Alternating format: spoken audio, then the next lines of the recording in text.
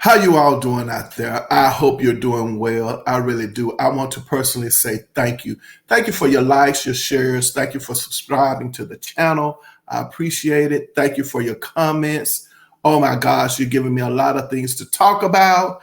I love, like I said, this is not a monologue. This is a dialogue. And I do appreciate the comments, good, bad, or indifferent. It is what it is. And if I haven't personally commented or liked your comment or something or other, trust me, I'm getting around to it. Thank you so much. Well, today, this is good because this has never been talked about before, I don't think, ever. And we're going to do it today.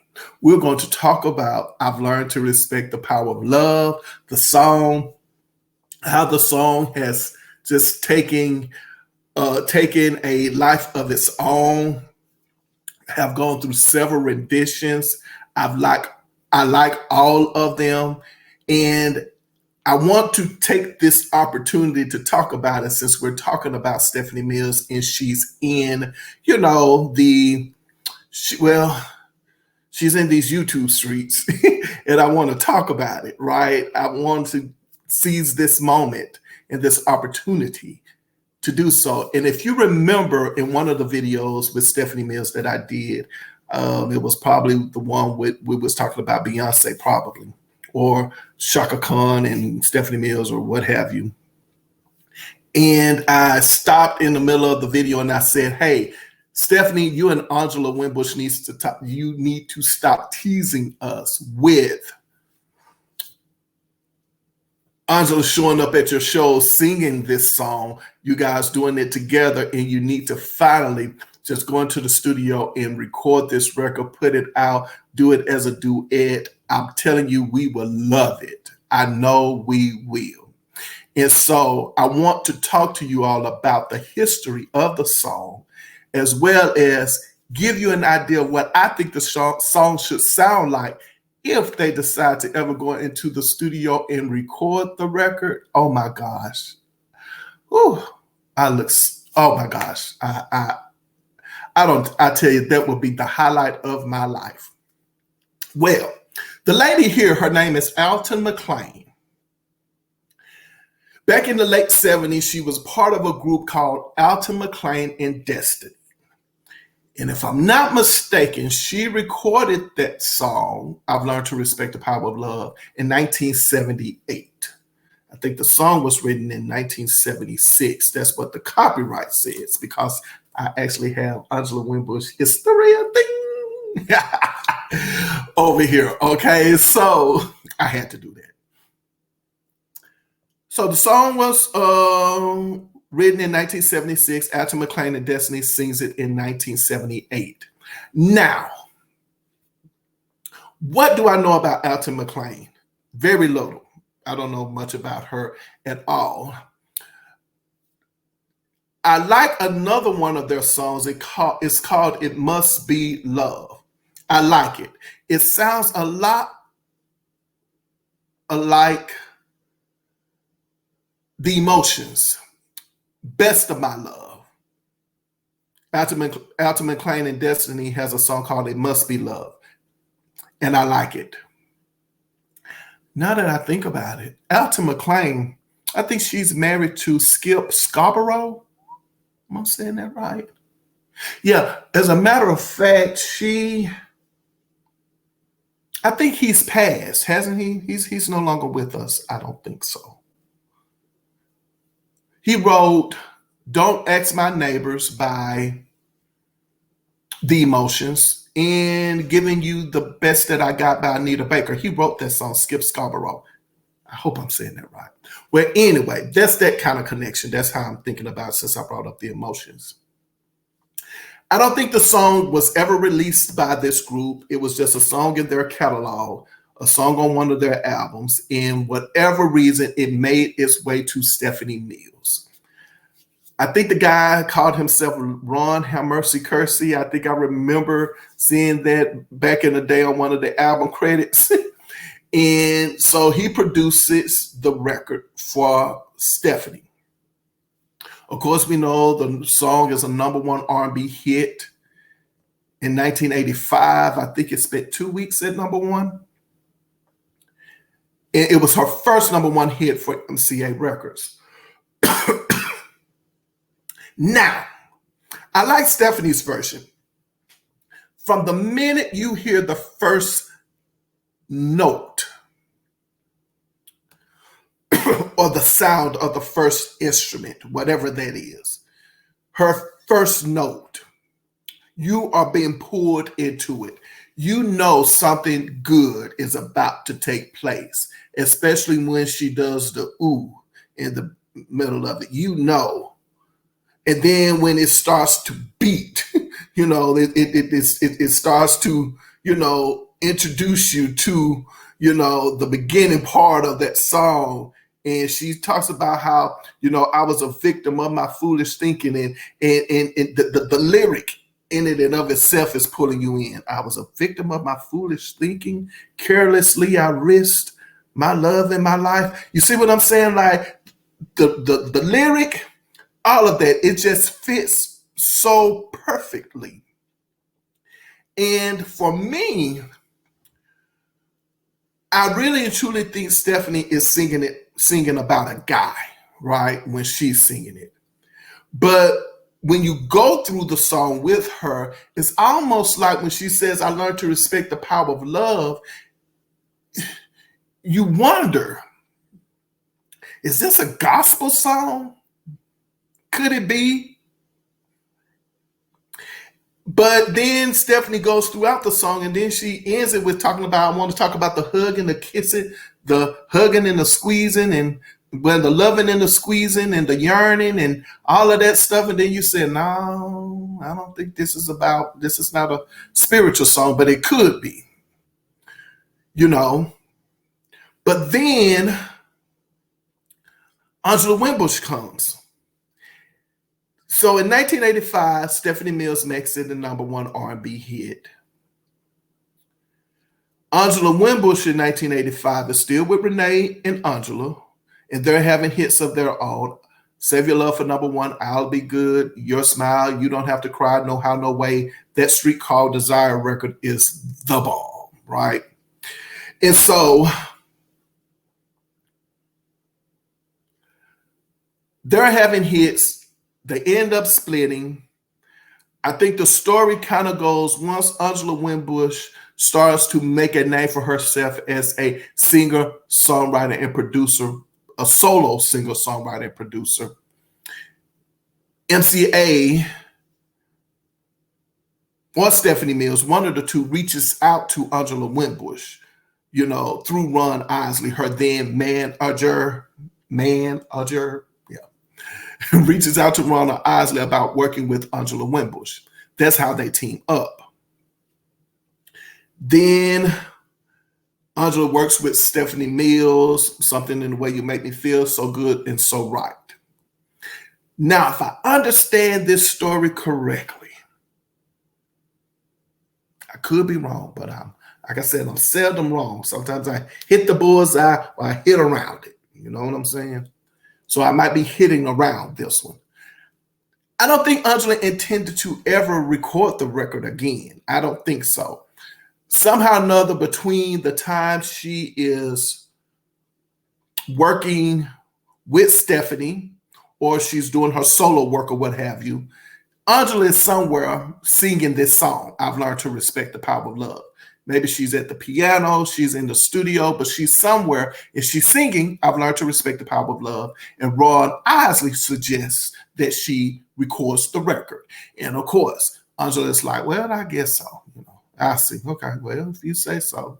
You see, because it's 1985 when Stephanie makes it a hit. And now Angela is coming out 4 years later to record it again. And she's the singer, songwriter, and producer. I just don't think she's intentionally was trying to record the record again. That's just me. Well, it shows up on the Real Thing album. Now, from my understanding, Angela's version of I've Learned to Respect the Power of Love is how it's supposed to sound. You know, that's how Angela sees it, you know, as a songwriter and the producer. If you listen to Alton McClain's version, I'm talking about her version of it. If you listen to Angela's version, you kind of get the feel that, yes, that's the way the song was supposed to go. Remember, listen to Alton McClain's and Destiny's version.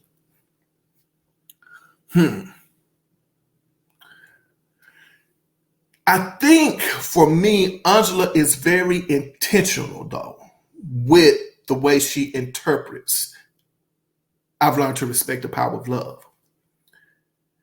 She tries to capture some of the elements that made the song popular by Stephanie Mills, but she doesn't really try to do the same version. She doesn't even try to sing it the same way that Stephanie sung it. Not to me. And from the very first moment I hear Angela's version, and when she starts to sing it, to me, and this is just me, I think Angela is talking about God. I do. It's just what it is. She's probably not. It's just my opinion. I think Angela's version is about God from the start to the finish. It is. There's just no doubt about it. She definitely puts her signature Angela Winbush sound on it. But you also have to realize that Angela Winbush has a background in the church, if I'm not mistaken. I think she's definitely rooted and grounded in the church. I don't think she's Kojic, though, is she?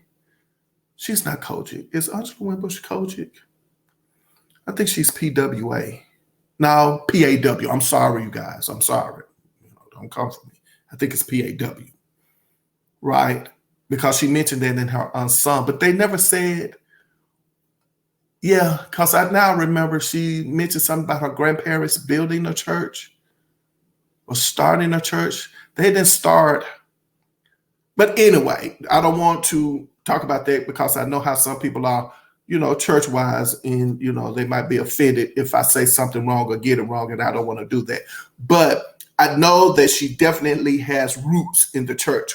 Her grandparents, does, and they've started a church, and, it's still around today. And I know Angela, I do know for a fact, Angela comes from a line of bishops and elders and all of that. And I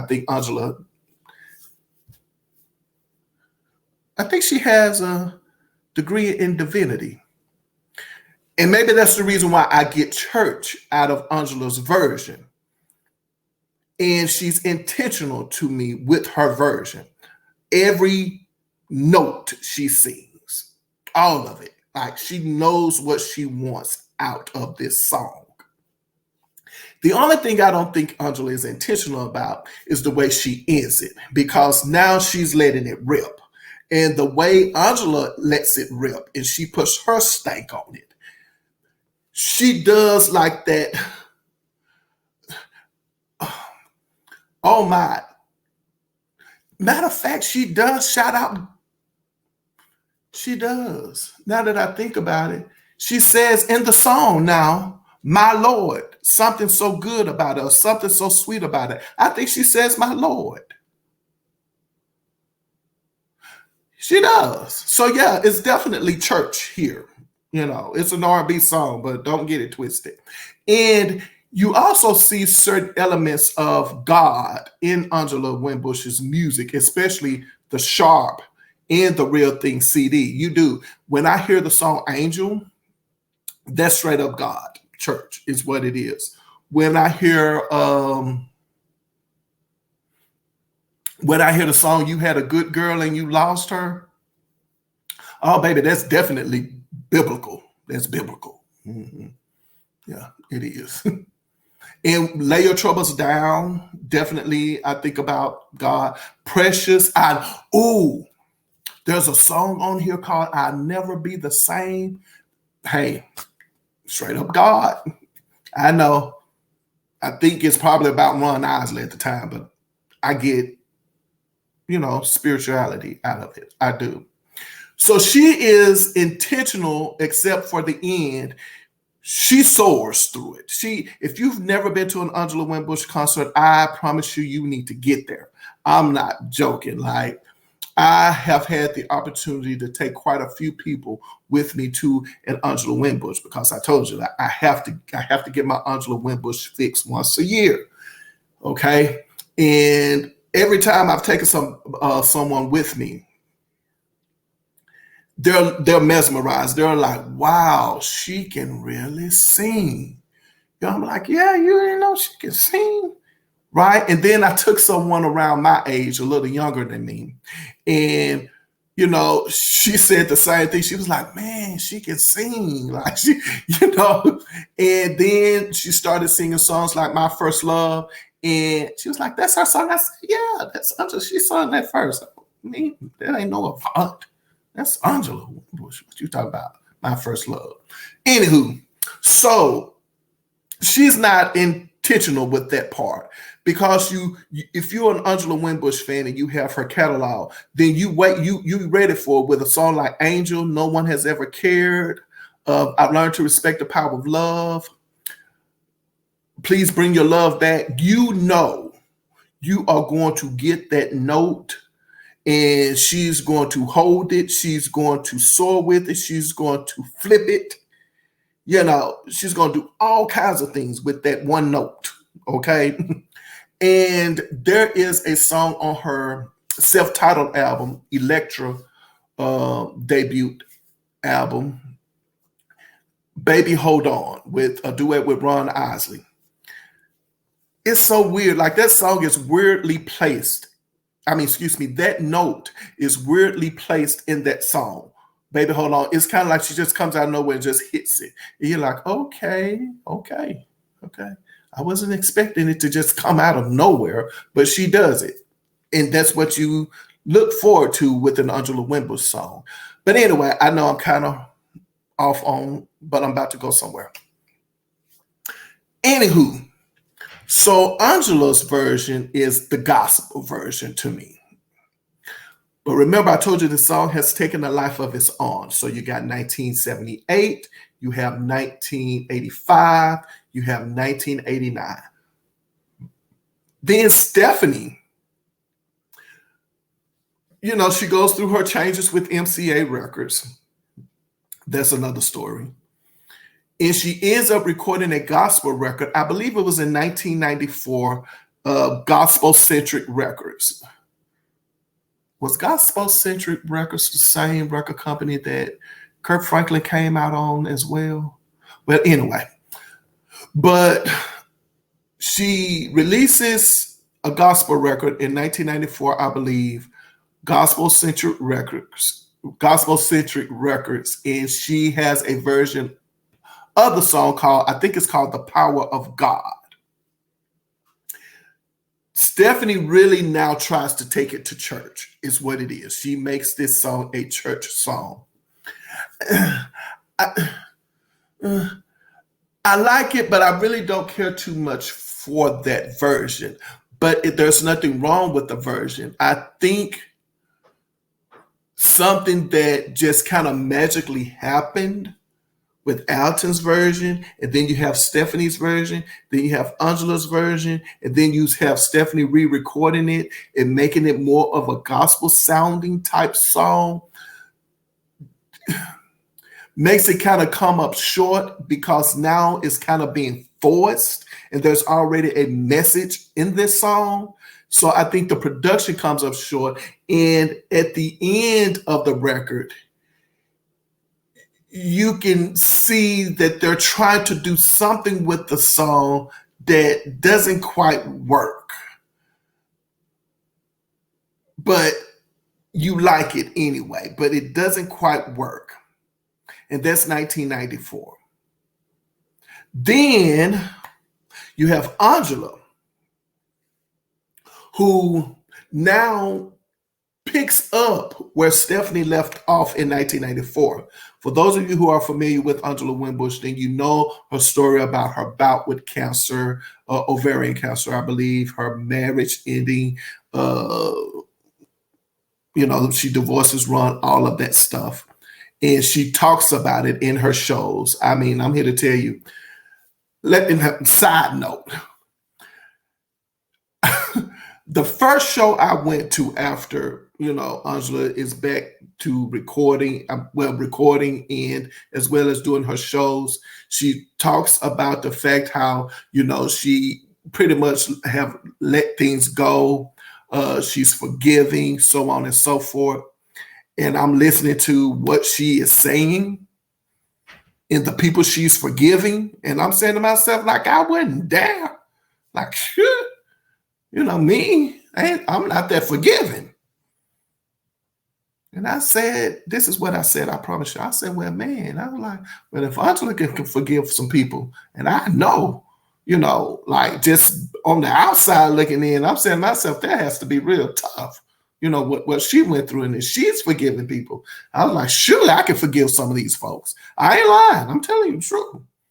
It was because of Angela at her show. And when she told, and you see it, like you see her side by side sometimes with some of the people, and I'm looking like, lady, you good. I was like, well, if she can do it, I can do it. So I started forgiving some people, after that show. Don't leave me alone. So Angela picks up where Stephanie left off with it in 1994. So when you get an opportunity to go to an Angela Winbush concert, you are going to hear Stephanie Mills' version of the song in 1994 from Angela Winbush. Angela is not singing this song the same way she sings it on The Real Thing. She's not singing it the same way, and her version is more of a testimony now. And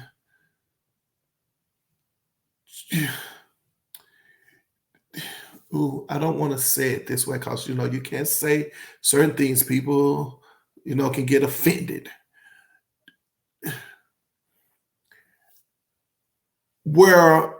Whereas Stephanie's version in 1994 feels forced, Angela Winbush's version now, that's the 1994 version that Stephanie did, Angela's doesn't sound forced to me. The only thing that you kind of get you kind of feel awkward with Angela Winbush's version of it now, is that it kind of like almost come up short because you think she's going to do it the same way she did it on the Real Thing album, and she doesn't. She just doesn't, So if you miss, you will miss that part, when she sings that version in her at her show. But still wonderful and still great. So now I said all of that to get to this point. We need now a version of it, right? These three ladies have definitely, it's time. It's time. Now, when I first did this video, I didn't have Alton McClain in it. I didn't. And because people are familiar with Stephanie Mills' version and they are familiar with Angela Winbush's, at least, version of her singing it and doing her shows, if they're not familiar with the version that's on the Real Thing album. If you have not heard Alton McClain's version, if you have not heard Angela Winbush's version, please go out and listen to it. So I was about to say Stephanie and Angela need to go into the studio and record this record. Again, they still need to. But here's the thing. I think Alton McClain Scarborough is still somewhere probably around in the music industry, maybe somewhere. I think she has to be. And I think that if Stephanie and Angela don't go into the studio to record it, well, hold on, let me take that back. I think Angela and Stephanie needs to go into the recording studio to record it. And if they don't do it with the three ladies who have sung this record, then at least they could go in it with the two of them. But I think it would be great if they could get Alton McClain in the studio with them. And I'll tell you how this should work. I think this is going to work by producing the version that we know best, and that is Stephanie's version, right? Follow with me. So you remember how I told you how the song comes in, Stephanie's version of the song comes in. Then Stephanie sings her part, right? The first verse. Then Angela comes in and sings the second verse. Then a third verse needs to be written specifically for Alton to come in and sing her version. To sing her verse, okay? Now, the end of the song, and you got to listen to both of these to understand what I'm talking about. Because as I told you before, the way Stephanie ends the song and the way Angela ends the songs are two different ways. It's not the same way. So if Stephanie can come in and end the song the way she does it, then Angela needs to come in and end the song the way she does it. Like the two of them need to intertwine. Like they don't need to sing one part and then another one sings another part. Like the two of them need to just go back and forth. Like Stephanie sings her classic part. Angela sings her classic part, right? Listen, it fits in my head. I know it does. It fits in my head and it can work. Now, you think it doesn't work? Well, how about if you just take some time out to listen to two songs in particular? And that would be Stephanie Mills' So Good, So Right. Angela is singing background vocals on that. Give you some kind of idea of what it's like for Angela Winbush to sing background vocals with another female, because we all are used to her singing background on those Isley Brothers classic hits, okay? Then listen to Layla Hathaway's Baby Don't Cry. That's Angela singing those background vocals. And if you hear those background vocals, then you can kind of get a good feel about what I'm talking about. Because Stephanie is doing the yearning, the hugging, and all that stuff. And then Angela's doing the woo, yeah, like all that stuff. And then she takes it and soars. Where Stephanie is not necessarily taking it and soaring with it. Stephanie is taking it, and oh gosh, oh my gosh, it would be so wonderful. And then, of course, we would have Alton coming in and out as well. I think that would be great. It would be so great. I told this story in 30 minutes. It is what it is, right? Oh my. Thank you, ladies. Thank you so much. Alton McClain. Thank you, Stephanie Mills. Thank you, Angela Winbush. Oh my gosh. Thank you for a wonderful song that has definitely stood the test of time. It's staying the test of time. It really is. Thank you for your interpretation of the song. Oh my gosh. For giving this song new life and new meaning. Definitely. Thank you for the friendship. Thank you for at least showing up to each other's shows and supporting each other and singing this song together. As I said, it's just an idea in my head. Well, on that note, you know what I'm about to say. That's right. Don't forget, over here, we believe in putting our behind where our heart desires to be. We definitely do believe that.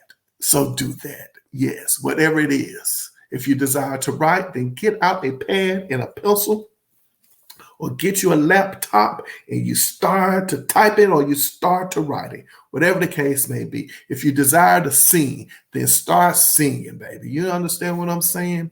Do it. Put your behind where your heart desires to be. And remember, whenever I leave my mother's presence, she always says to me, she says, baby, remember, I love you, but God loves you best. I love you. Yes, take care of yourselves out there. And you know what? I'll see you next video. Until then, take care.